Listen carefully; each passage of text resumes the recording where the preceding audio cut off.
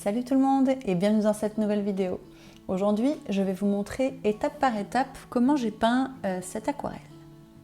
Au fait, moi, c'est Maguelone Pérou, je suis une artiste aquarelliste et voyageuse à vélo et sur cette chaîne, je vous dévoile mon quotidien d'artiste voyageuse. Alors si vous aimez les voyages, l'aquarelle ou bien les deux, eh bien abonnez-vous. Alors j'ai déjà fait mon croquis au crayon gris classique et puis je l'ai estompé légèrement avec une gomme mie-de-pain, comme ça les traits de crayon ne sont pas visibles sous l'aquarelle. Donc je commence par peindre le ciel, j'utilise la technique du mouillé sur mouillé. Dans un premier temps, je mouille toute la surface du ciel avec de l'eau et une fois que tout est bien humidifié, je peux commencer à peindre.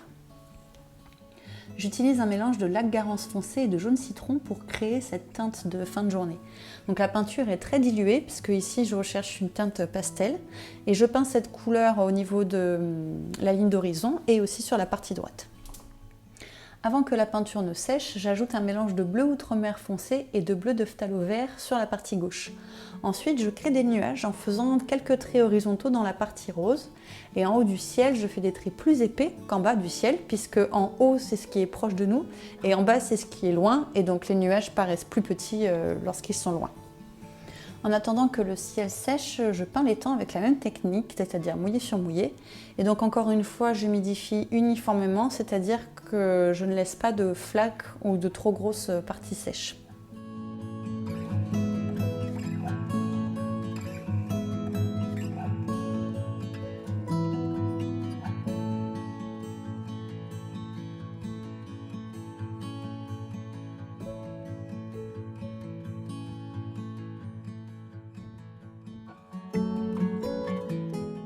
Donc ensuite, je mets encore mon mélange lac Garance foncé et jaune citron, mais je force un peu plus sur le lac Garance et je dilue un peu moins la peinture.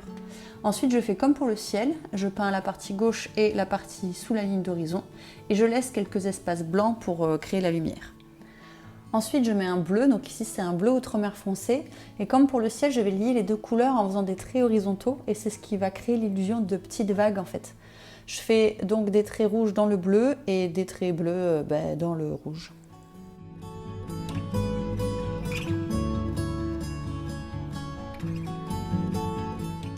Et donc toujours avec le même pinceau, je continue mes traits horizontaux, mais cette fois-ci avec un bleu outremer très peu dilué.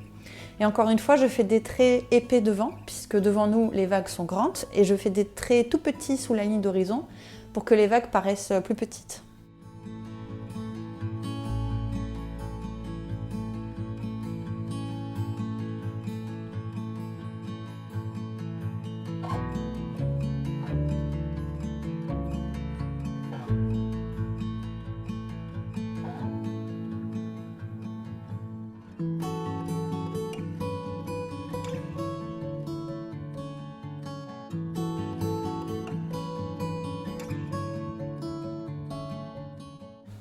Et donc je répète l'opération, mais cette fois j'ajoute une pointe de bleu indigo à mon bleu outremer.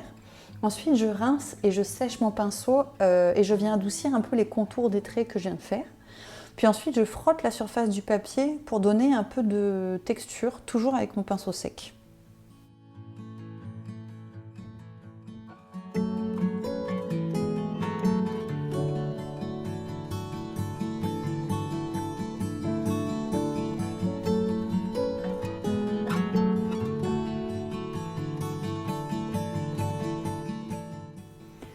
Et encore une fois, je viens faire mes petits traits parce que j'aime bien faire des petits traits, mais cette fois je mets encore plus d'indigo et je force la couleur devant. Et plus je m'éloigne, plus je dilue la peinture.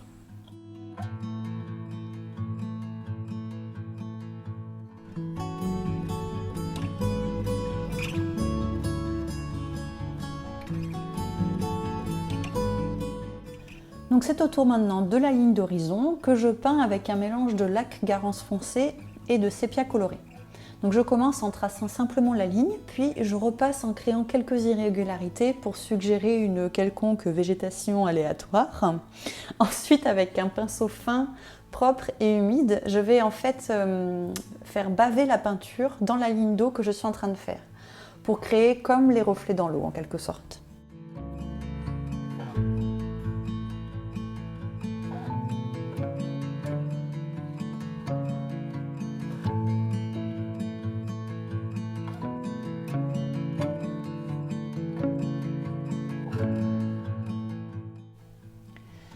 Allez, c'est au tour du flamant rose. Oui, bon, le flamant, on le connaît par cœur maintenant grâce à l'étude que j'en ai faite dans une autre vidéo.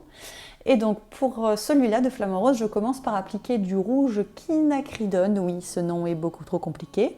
Je le dilue beaucoup pour avoir un joli rose de flamant rose. Et avant que la peinture ne sèche, j'ajoute des petites touches de lac Garance en bas du corps. J'en mets aussi sur le cou, la tête et le bas de l'aile pour créer les ombres. Puis je fonce légèrement le rose.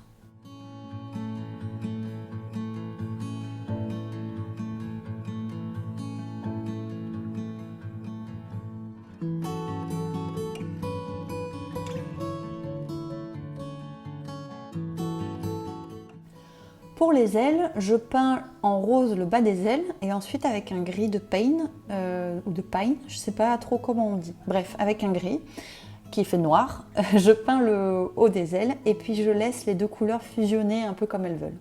Voilà, je fais comme ça pour les deux ailes.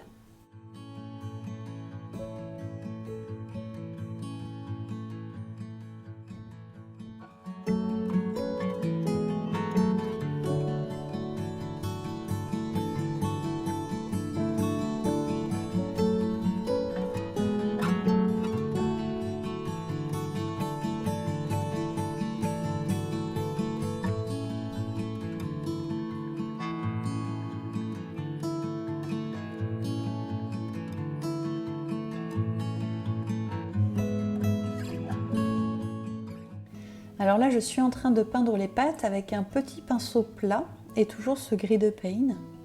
Et ensuite, avec un pinceau rond, je viens peindre le bec, les détails un petit peu de l'œil, etc. Et voilà, et c'est agaçant parce que comme je mets ma tête devant, le focus le fait sur ma tête. Bon, ben, tant pis. Enfin bon, bref. Donc maintenant que mon étang est bien sec, je vais pouvoir faire la barque. Donc je commence par l'extérieur et je fais une première couche avec un mélange de terre de sienne brûlée et de lac Garance foncé. Puis ensuite, j'ajoute quelques touches de lac Garance foncé sur la partie qui va recevoir la lumière, donc c'est la partie du fond.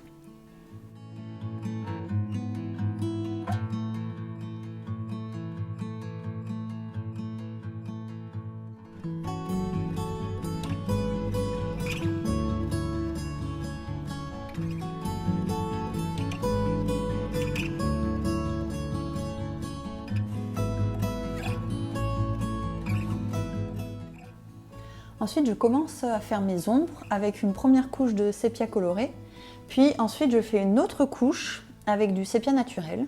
Alors je n'attends pas que ça sèche, donc ça va créer des marques, chose qu'on ne veut pas d'habitude, mais là justement je recherche cette texture-là pour pouvoir faire une texture un peu de vieux bois.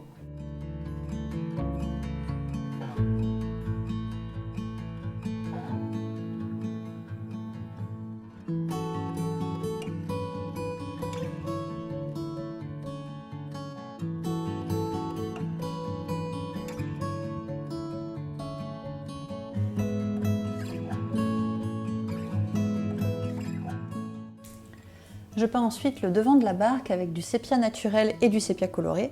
Donc je fais une première couche avec la couleur la plus claire et ensuite je viens créer les ombres avec du sépia naturel qui est vraiment presque pas dilué en fait.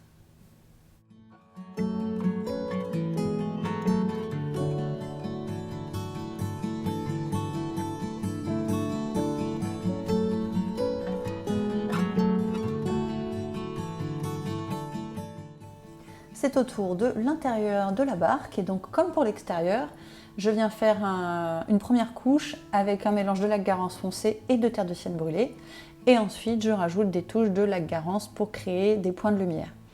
Une fois que j'ai fini ma première couche, je rajoute des ombres avec le sépia coloré.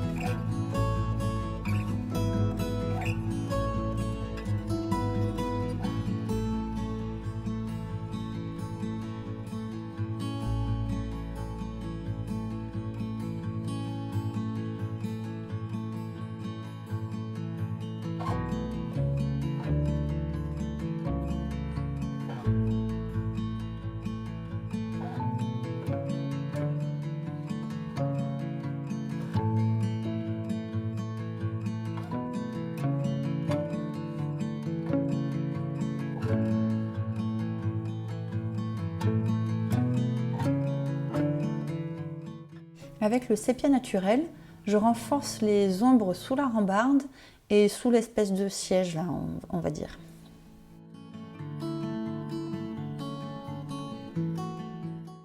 En attendant que ça sèche, je viens finir la ligne d'horizon, donc on ne voit rien parce que je mets ma tête devant. Mais en gros, avec un pinceau plat et très fin, je viens tracer une ligne de sépia naturel pour vraiment bien délimiter la partie sur la terre ferme et la partie qui est dans l'eau. Donc maintenant que ma barque est bien sèche, je viens ajouter tous les détails avec du sépia naturel. Donc je commence par renforcer un petit peu les ombres sur l'extérieur et surtout les ombres entre les planches de bois. Puis ensuite, je viens redéfinir les contours et la rambarde de la barque. Bon, alors ce sont des détails, mais je ne fais que suggérer en fait les éléments. Je ne vais pas tout encercler entièrement avec un pinceau noir parce que ça alourdirait énormément le dessin et finalement ça enlèverait beaucoup de réalisme.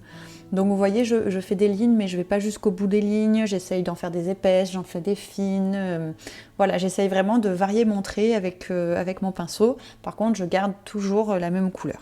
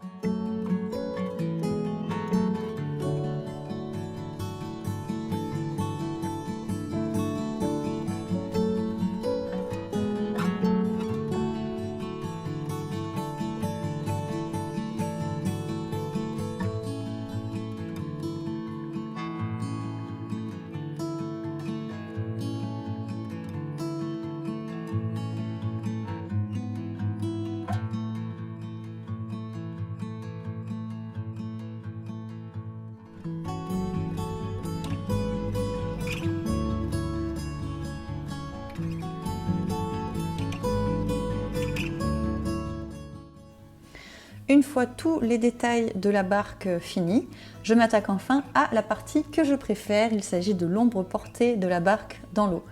Alors pour faire ça, j'utilise de l'indigo très peu dilué. Et en fait, je vais venir créer plein de petites vaguelettes. Donc là, j'essaie d'être la moins régulière possible et de faire quelque chose d'un peu tremblotant pour vraiment créer l'illusion de la lumière qui se reflète sur l'eau. Donc je fonce plus au pied de la barque, bien évidemment, et plus je m'éloigne de la barque, moins les vaguelettes vont être prononcées.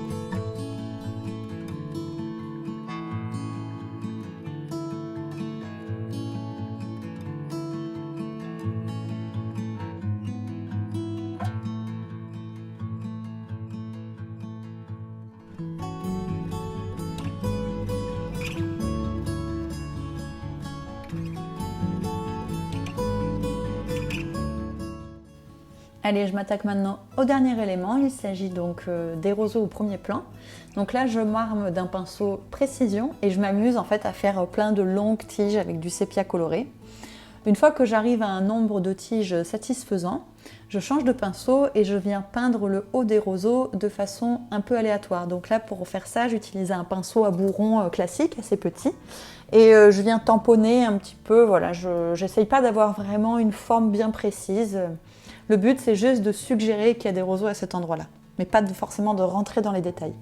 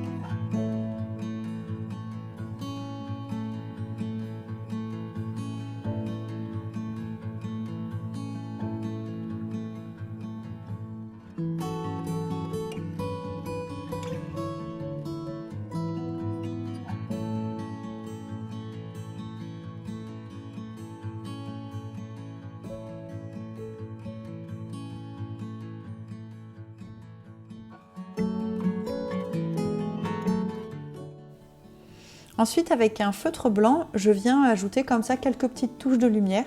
Donc j'en crée sur la barque, sur le flamant rose, dans l'eau, sur les roseaux. Voilà, je fais vraiment plein de petites touches partout.